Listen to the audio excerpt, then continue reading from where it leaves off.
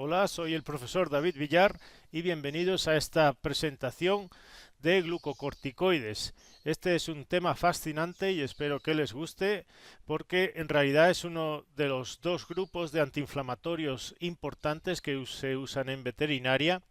Y vamos a empezar haciendo aquí un recordatorio fisiológico rápido para refrescar algunos conceptos y vamos a empezar diciendo que los corticoides pues son todas aquellas hormonas que tienen un núcleo común esteroidal que proviene del colesterol, que es en realidad el precursor de todos ellos en el cuerpo,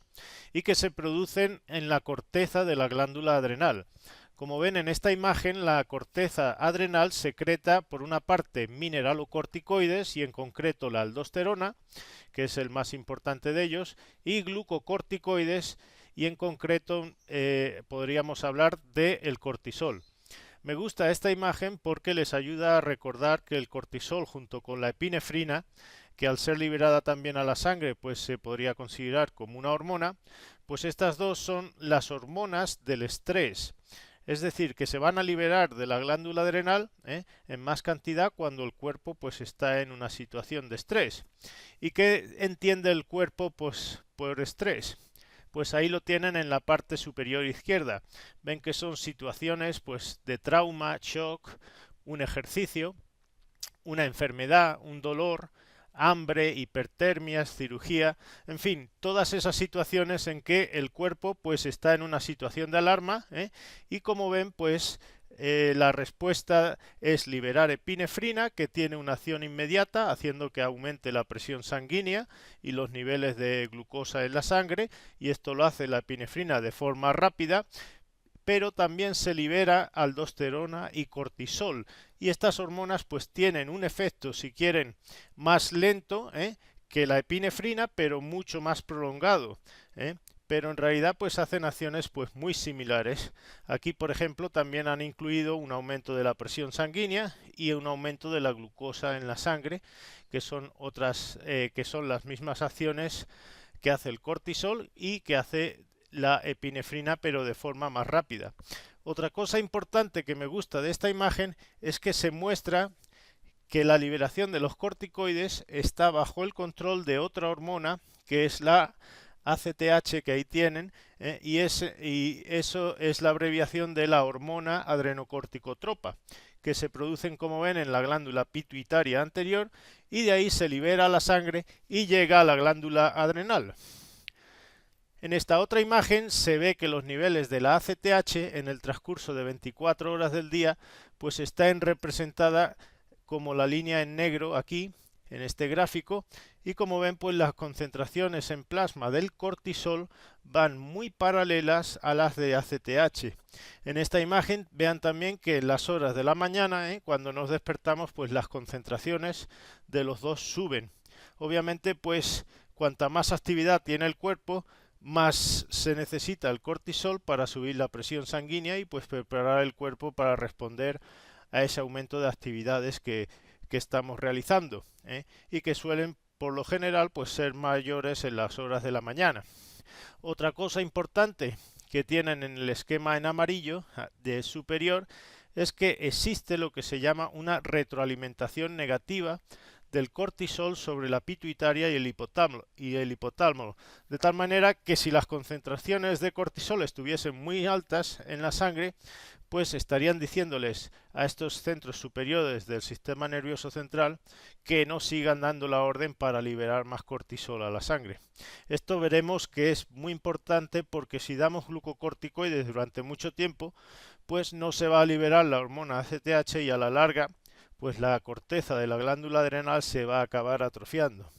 En el cuerpo en realidad todo lo que no se usa pues acaba atrofiándose, y en este caso pues el mecanismo ese de retroalimentación negativa pues sería la causa. Los dos corticoides naturales que produce la corteza de la glándula adrenal, aparte de los andrógenos que aquí no los vamos a hablar, pues hemos dicho que son la aldosterona y el cortisol.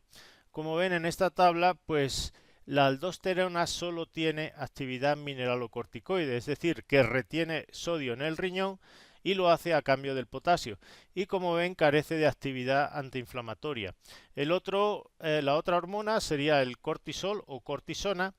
y que se usa como hormona referente para comparar la potencia de todos los corticoides sintéticos que se han producido. Como ven ahí, el cortisol se le asigna una potencia arbitraria de 1 para la actividad mineralocorticoide y antiinflamatoria, y a todos los demás pues se les asigna una potencia relativa cuando se comparan con el cortisol. Si por ejemplo vemos la prednisolona, pues vean que tiene la misma actividad mineralocorticoide,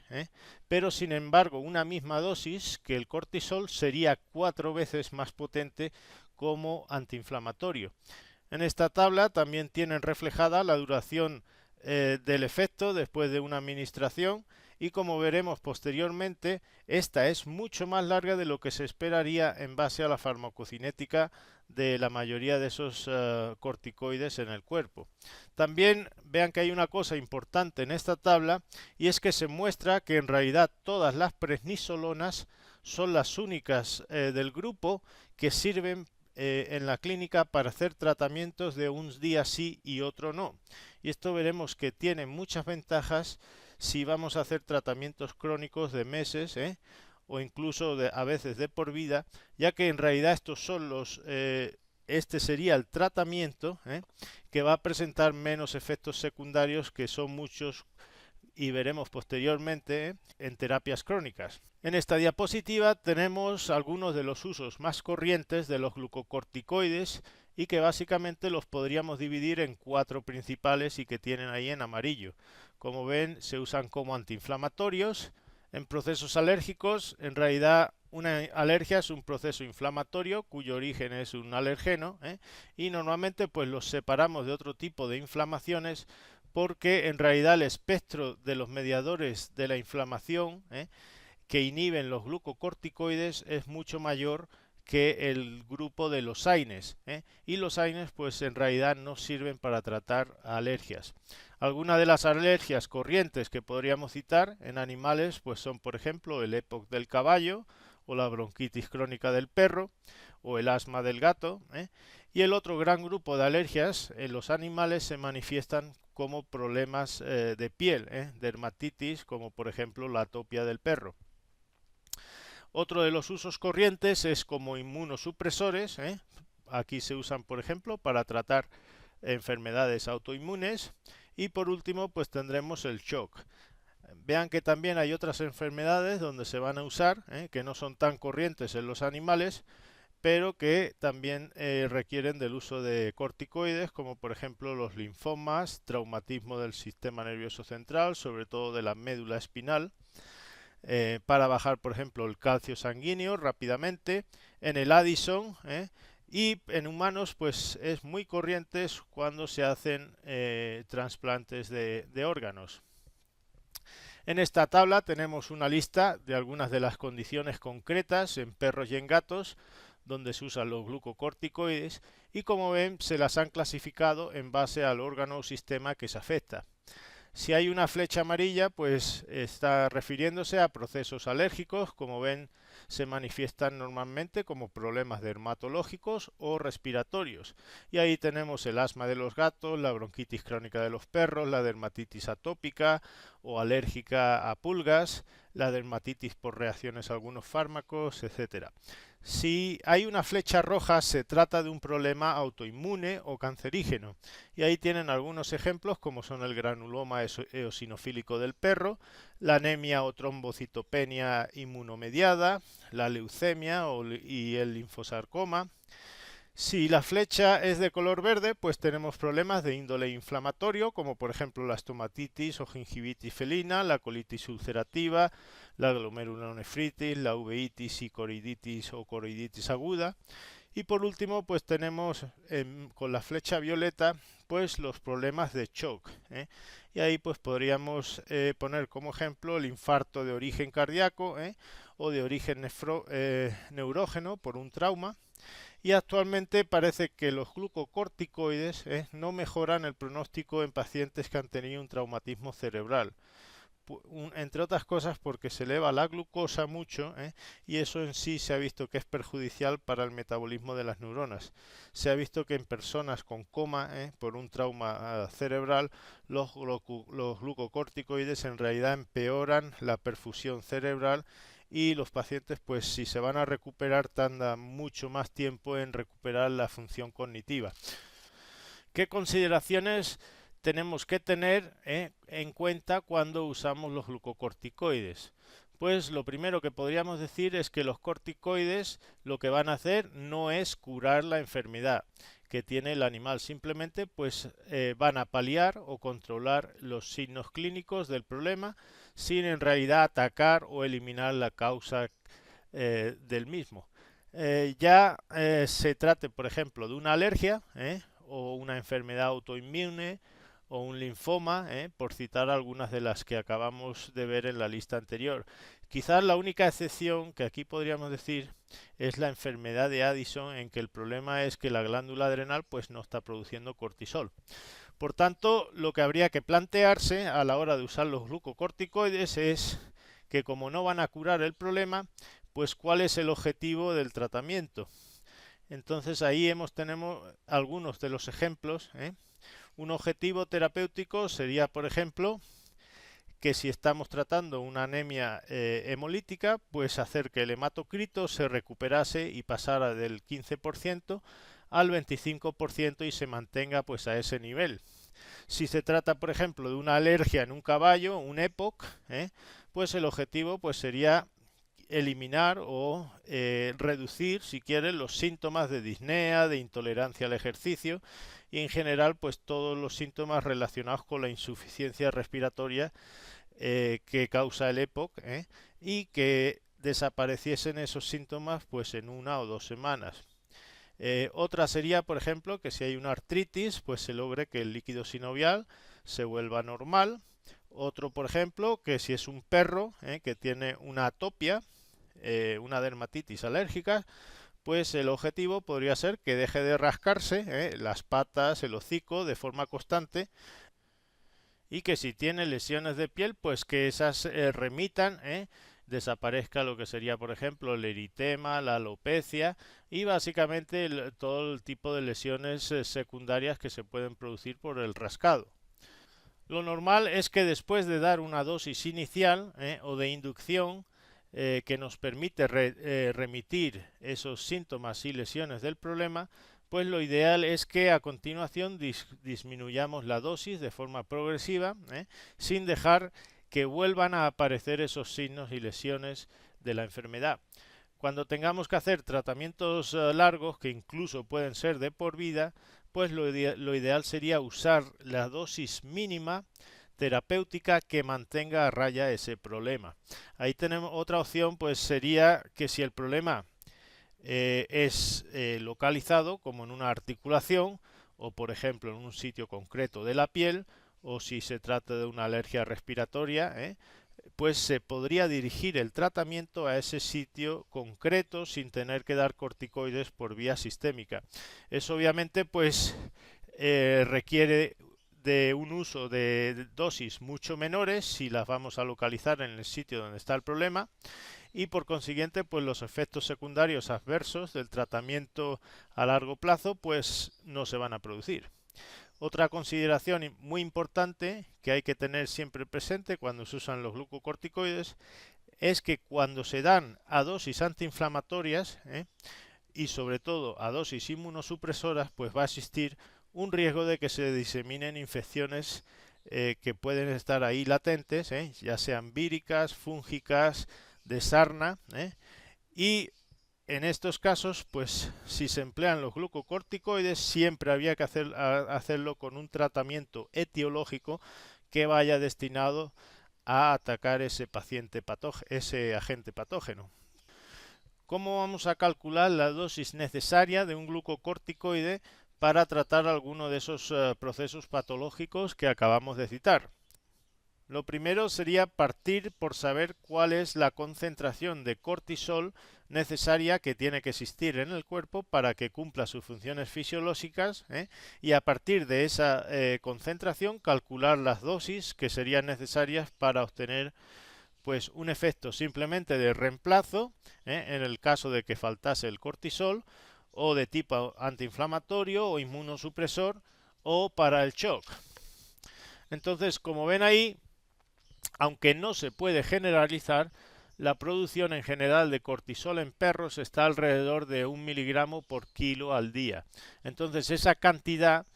que es la que está produciendo la glándula adrenal, pues siempre debe estar presente en el animal y por tanto pues sería la cantidad que podríamos considerar como de reemplazo en caso de que la glándula adrenal estuviese dañada y no produjese el cortisol. Como el cortisol no se emplea en la práctica, pues lo que vamos a hacer es emplear otros glucocorticoides a dosis equipotentes. Entonces ahí hemos puesto, por ejemplo, que si usásemos la prednisolona, pues habría que aplicar una dosis de 0,2 miligramos por kilo por día por vía oral, que al ser de 4 a 5 veces más potente que el cortisol, pues equivaldría a dar una dosis de 1 miligramo por kilo por día de cortisol. Vean que si existiese una situación de estrés, pues los requerimientos obviamente van a aumentar y esa dosis pues habría que incrementarla. Por ejemplo, para una cirugía, pues la dosis de prednisolona que tenemos ahí de reemplazo habría que multiplicarla entre 5 y 20 veces por encima de la de reemplazo.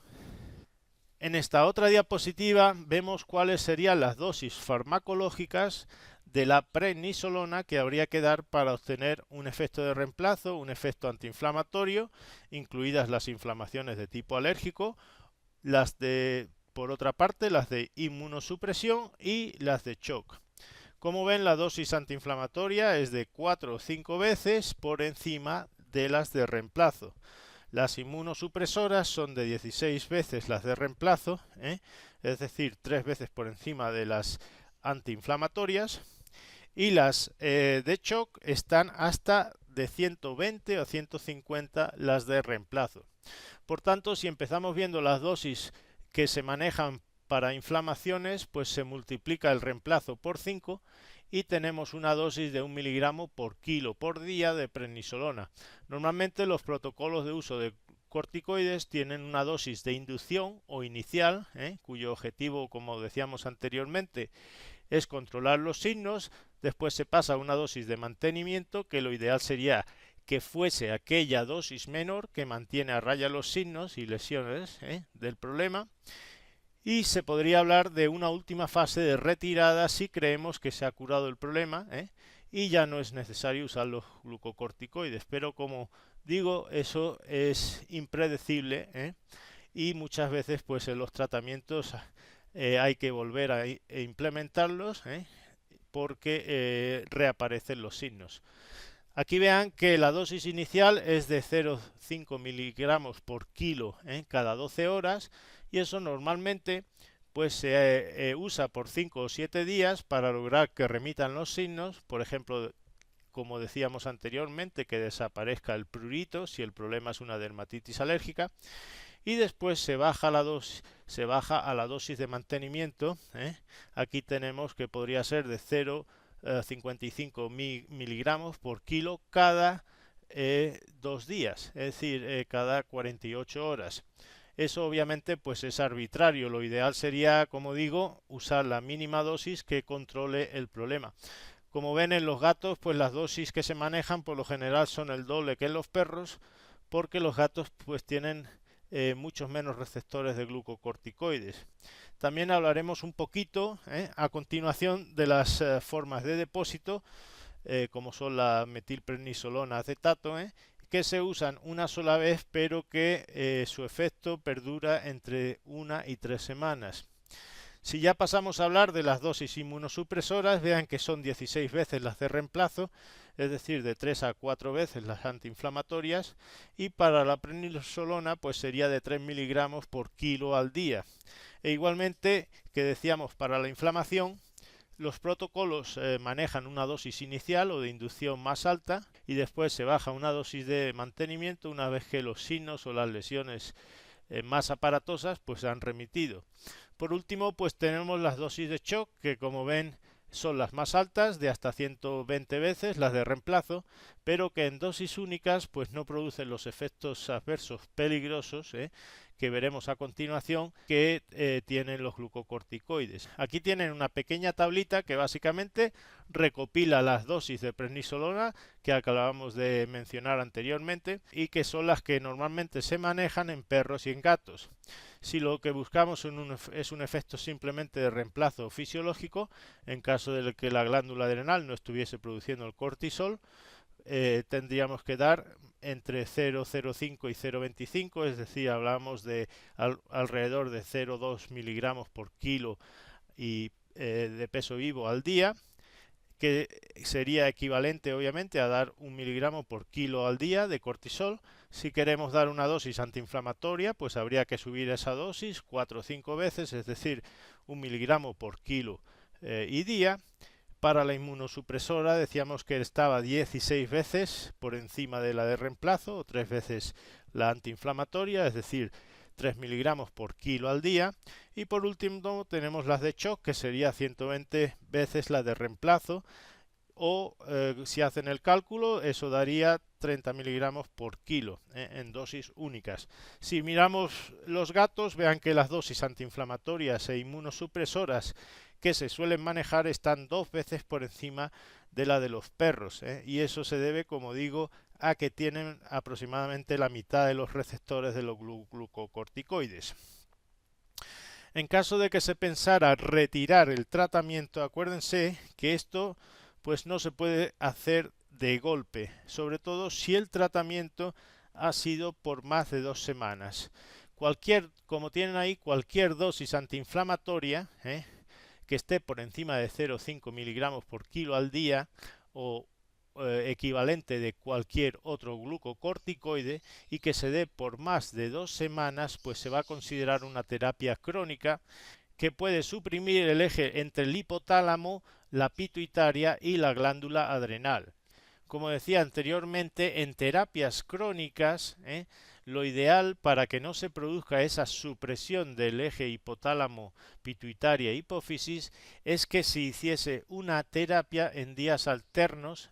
que permitan al eje recuperarse. Y esto pues solo sirven para los corticosteroides de baja duración, específicamente para las prednisolonas. Entonces, normalmente lo que se hace es que la dosis que habría que dar diariamente, pues se da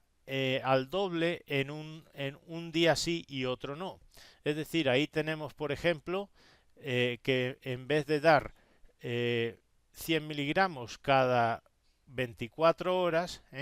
podríamos dar 200 miligramos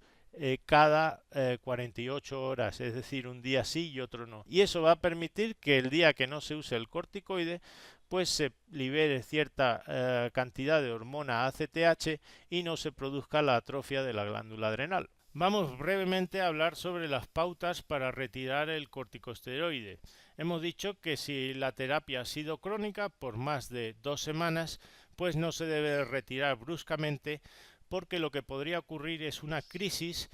por 2 cuadros distintos. Por una parte,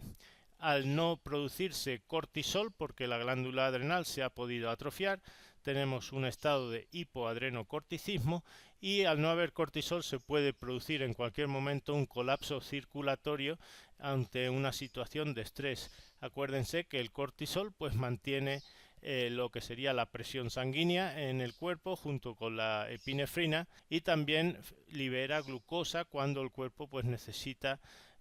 un aporte de energía.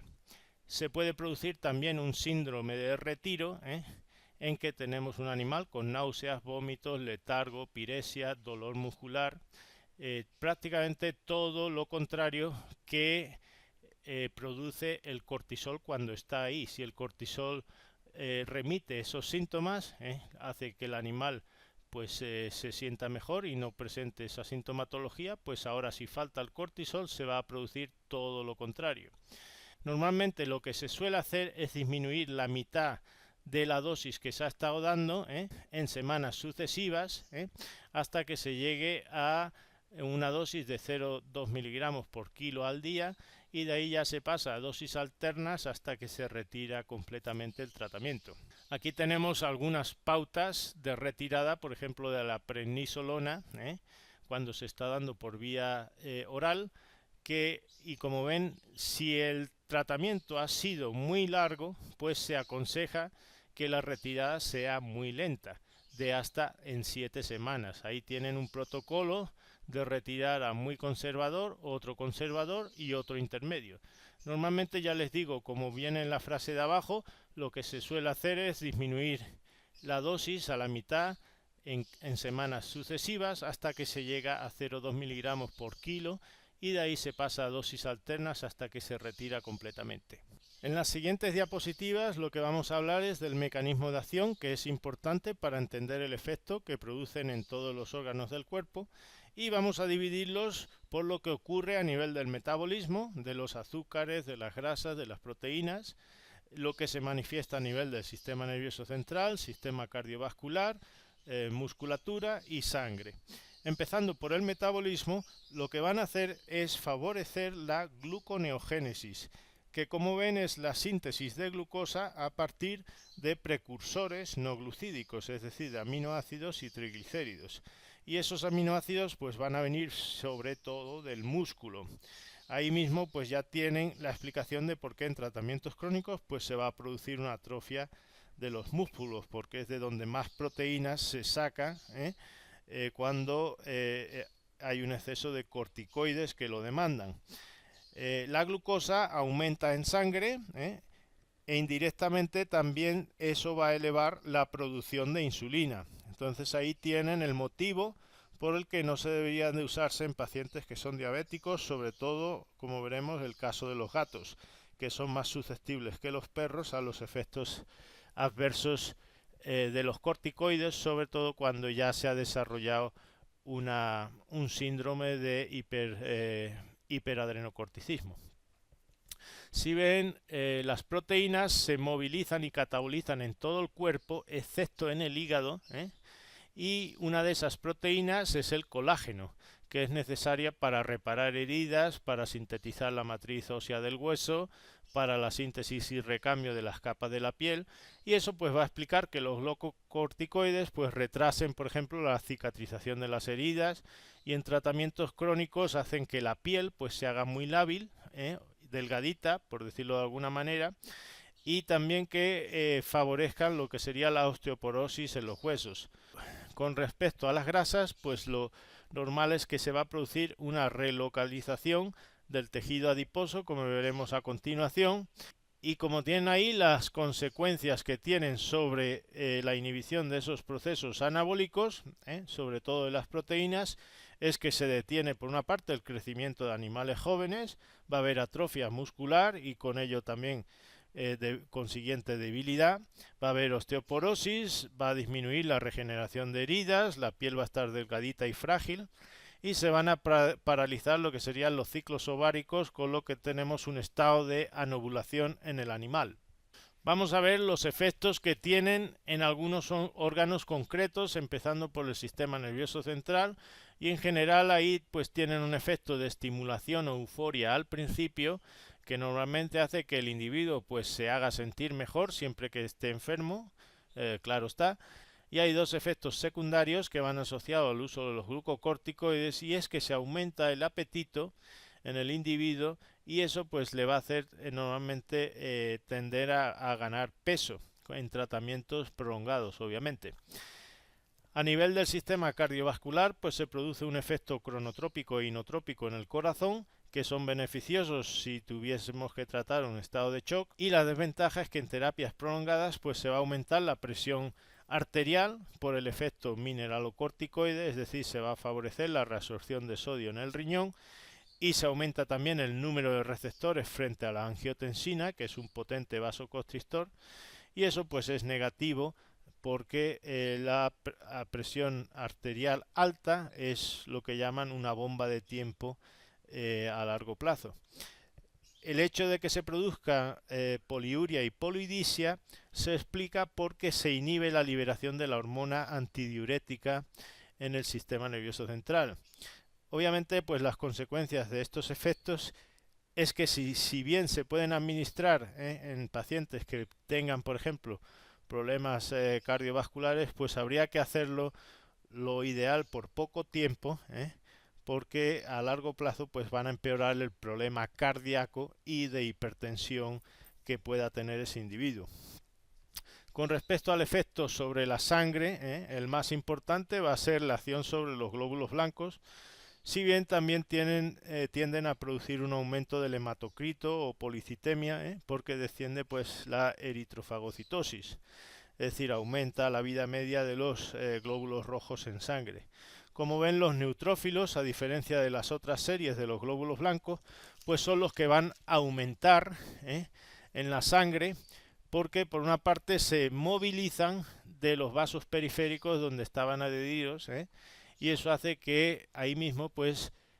aparezca un mayor número de neutrófilos circulando por la sangre.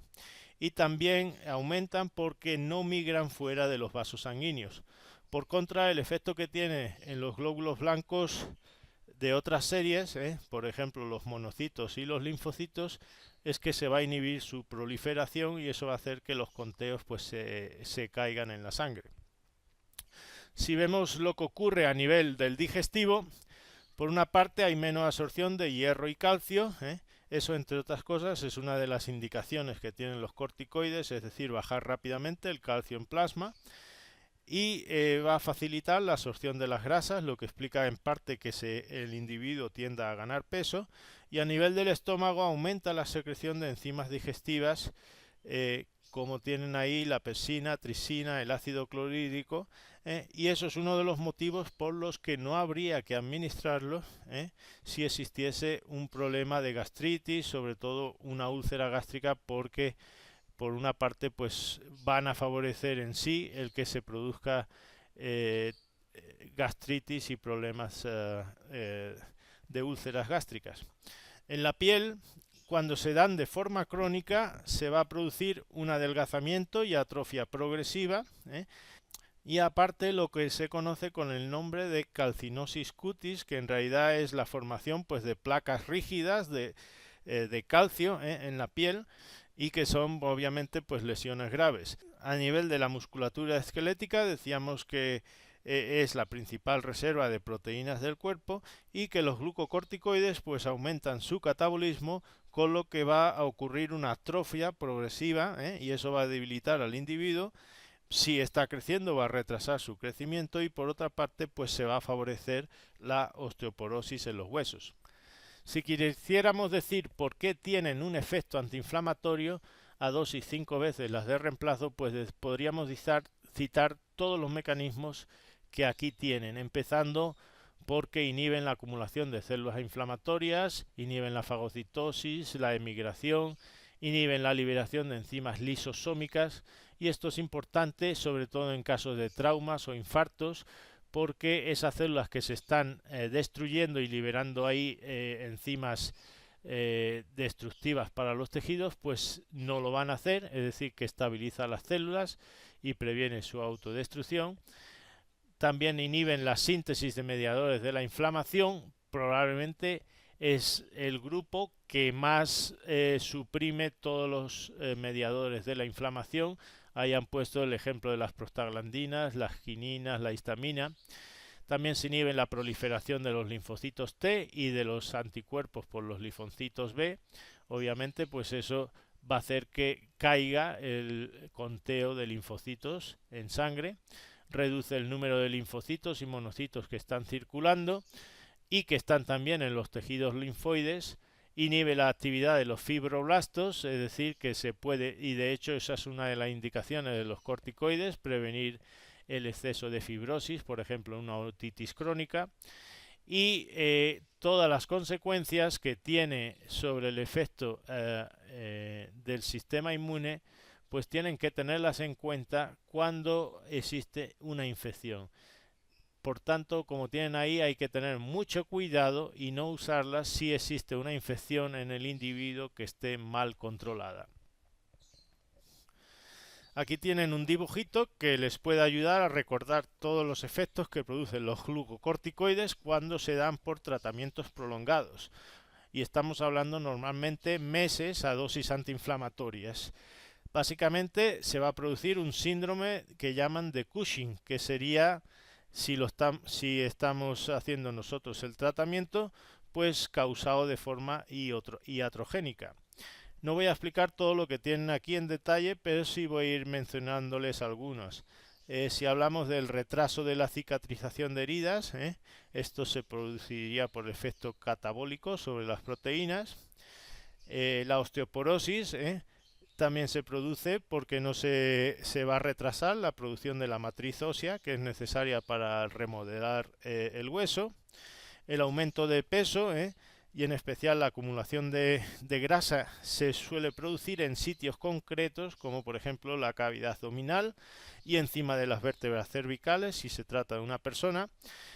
Aquí, si no fuese esto una persona, sino un perro, pues también podríamos decir que se va a producir una alopecia, que suele ser simétrica y bilateral en el tronco y en el abdomen. Tenemos también que citar la atrofia muscular por pérdida de toda la musculatura esquelética y que obviamente pues va a producir un estado de debilidad general en ese animal o persona. La piel normalmente se vuelve más delgada y lábil, como muestran aquí. Otras consecuencias que aquí no se reflejan, pero que son importantes, es por una parte la hipertensión, que decimos que se dice que es una bomba de tiempo si no se corrige prontamente. También hay otras alteraciones que ahí no están registradas, como serían la mayor susceptibilidad a infecciones, en especial del tracto urinario, y por eso pues sería importante hacer chequeos periódicos de la orina para asegurarse de que un tratamiento no está provocando una infección de orina. Dicen que hasta el 30% de pacientes que están recibiendo glucocorticoides de forma crónica pues van a desarrollar una infección del tracto urinario. También podríamos citar, por ejemplo, la degeneración hepática, que puede ser seria y peligrosa en tratamientos prolongados. El tema de predisposición a úlceras gástricas por aumentar las enzimas digestivas y el ácido clorhídrico en el estómago. El aumento de la glucosa, decíamos que va a predisponer a una diabetes. En fin, como ven, son muchas las cosas que los corticoides van a producir en tratamientos prolongados, y eso pues hace que muchos veterinarios pues les tengan miedo a su uso. Aquí tienen dos perros con síndrome de Cushing y tienen una lista de lo que pueden observar cuando se hace una exploración física. Tenemos un abdomen pendular, atrofia muscular, hepatomegalia, ganancia de peso. Vean que la piel está lábil y delgada, hay procesos de calcinosis cutis como tienen en ese perro ahí localizada en la zona del vientre. Como ven, esos perros tienen una alopecia que suele ser simétrica en ambos lados del tronco, y sintomatológicamente pues van a notar que esos animales beben y orinan más de la cuenta, por encima de 100 mililitros por kilogramo al día, cuando lo normal es que un animal pues beba entre 40 y 60 mililitros por kilo al día. Van a tener un aumento de apetito, eso favorece que ganen peso. Si es una hembra, va a estar en estado de anestro permanente, y pues van a ser animales que en general tienen una actividad reducida por la debilidad muscular que presentan. Aquí tienen un gato, como ven. Normalmente los gatos son más resistentes a los glucocorticoides, pero cuando desarrollan la enfermedad se presenta de forma más grave todavía que los perros. Y ahí pues tienen un pellizco que se le ha dado a esa piel y que muestra pues que está muy delgada,